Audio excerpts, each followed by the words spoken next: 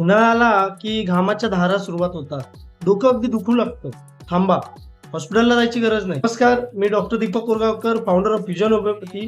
आज तुम्हाला सांगणार आहे 3 असे घरगुती उपाय ज्यांनी शरीर नॅचरली थंड व शरीराला नॅचरली थंडावा येतो आणि त्याने तुम्हाला गरमीचा त्रास नाही होणार. कोणते आहेत ते 3 उपाय जाणून घेऊयात.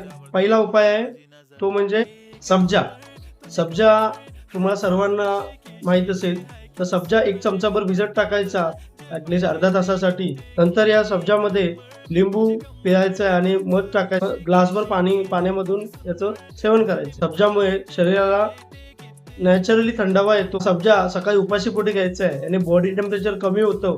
बॉडीत थंडावा टिकून राहण्यासाठी मदत होते. महत्त्वाचं म्हणजे वजन सुद्धा कमी होतं. दुसरा उपाय म्हणजे कोकम. उन्हाळ्यात आपण बघतो त्याचं प्रमाण वाढलेलं बघायला मिळतं. यासाठी सर्वात चांगला उपाय म्हणजे कोकम. 2 कोकम, थोडी जिरेपूड, एक थोडंसं सैंधव मीठ हे 1 ग्लास पाण्यात टाकायचंय आणि ते जेवणानंतर प्यायचंय. जेवणानंतर पिल्याने तुमच्या शरीरातील पित्ताचा त्रास कमी होईल. पित्त, उलटी सर्व बंद. कोकणातली लोक रोज हे पितात, त्यामुळेच ते कसे फिट बघायला मिळतात. तिसरा आपला घरगुती उपाय आहे तो म्हणजे ताक. 1 ग्लासभर ताकामध्ये जिरेपूड, पुदिना आणि थोडंसं मीठ टाकायचंय. दुपारी 1 ते 3 या वेळेत ताक प्यायचंय. त्यामुळे डिहायड्रेशन होणार नाही. शरीरातील नॅचरल एनर्जी टिकून राहील. ओलापेक्षा 10 पटीने चांगलं आणि फक्त ₹10 बनतं.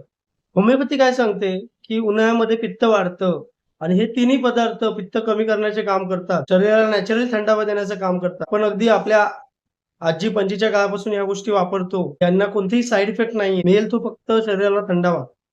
उन्हाळ्यामध्ये तुम्हाला काय प्यायला आवडतं नक्की कमेंट करा. व्हिडिओ आवडल्यास तुमच्या प्रियजनांना जरूर शेअर करा. अजूनही तुम्ही आपला चॅनल सबस्क्राईब केला नसेल तर सबस्क्राईब जरूर करा. व्हिडिओ शेअर करायला विसरू नका. पुन्हा भेटूया अशाच एका हेल्थ विषयक टिप्स घेऊन. धन्यवाद.